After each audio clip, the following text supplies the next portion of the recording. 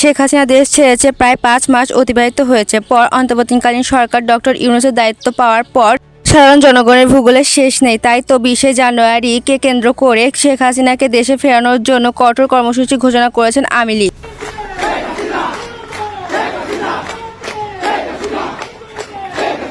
প্রিয় দর্শক, বিস্তারিত জানতে ভিডিওটি সম্পূর্ণ দেখুন। এই ৫ মাসের মধ্যে বেশ কয়েকবার হাসিনাকে ফেরানোর জন্য আন্দোলনের ডাক দিল এবার ২০শে জানুয়ারিকে কেন্দ্র করে মহাসমাবেশে ডাক দিয়েছেন শেখ হাসিনা নিজে। তাই তো নেত্রীর মুখে আন্দোলনের আহ্বানের জন্য সেই সমাবেশে অংশগ্রহণের জন্য প্রস্তুতি নিচ্ছেন আওয়ামী লীগের সমর্থকরা।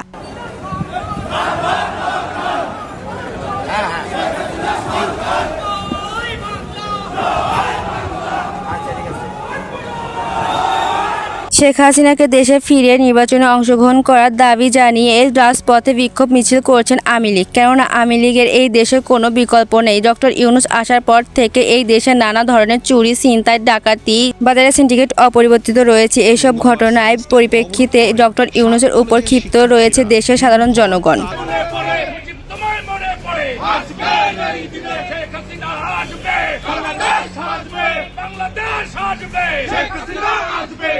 ইউনূসের এই দুর্বলতাকে কাজে লাগিয়ে মাত্র ৫ মাসের মাথায় আন্দোলনে ডাক দিলেন পদত্যাগকৃত সাবেক প্রধানমন্ত্রী শেখ হাসিনা।